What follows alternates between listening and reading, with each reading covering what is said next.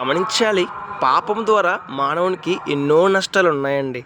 అయితే అతి గొప్ప నష్టము ఏమిటి అనంటే దేవునికి దూరం అవ్వడం. అంతే కదండి. పాపము ద్వారా, పాపపు కార్యాల ద్వారా మానవుడు ఎన్నో నష్టాలు పొందుకుంటాడు, ఎన్నో బాధలు పొందుకుంటాడు, ఎన్నో ఇబ్బందులు పొందుకుంటాడు, ఎన్నో సమస్యలు పొందుకుంటాడు. అయితే ఆ ఇబ్బందులు, ఆ సమస్యలు, ఆ బాధలు మించి ఒక నష్టం ఉంది. ఏంటి ఆ నష్టము? దేవునికి దూరం అయిపోవడం. అవునండి. దేవుడు మానవునికి ఎప్పుడు దూరం అవుతాడంటే, మానవుడు ఎన్నిసార్లు చెప్పినా, ఎన్నిసార్లు బుద్ధి చెప్పినా, ఎన్నిసార్లు మాట్లాడినా సరే పాపమును విడిచిపెట్టకపోతే దేవుడు దూరం అయిపోతాడు.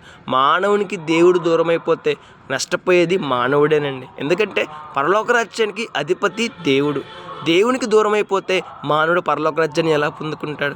ఈ లోకంలో మానవుడిని ప్రేమించేది, కనికరించేది, సమస్తమును సమకూర్చేది దేవుడు. మరి మానవుడు దేవునికి దూరం అయిపోతే మానవుని ఎవరు కాపాడుతారు? మానవుని ఎవరు పోషిస్తారు? మానవుని ఎవరు రక్షిస్తారు? ఒకసారి ఆలోచించేద్దాం. పాపం ద్వారా మానవుడు పొందుకునే గొప్ప నష్టము దేవునికి దూరం అవ్వడం అనే సత్యాన్ని గుర్తిద్దాం. మన జీవితాన్ని మార్చుకుందాం, పరిశుద్ధంగా జీవిద్దాం, నీతిగా జీవిద్దాం. రేపటి దిన శ్రేష్టమైన ఆశీర్వాదాన్ని పొందుకుందాం. May God bless you.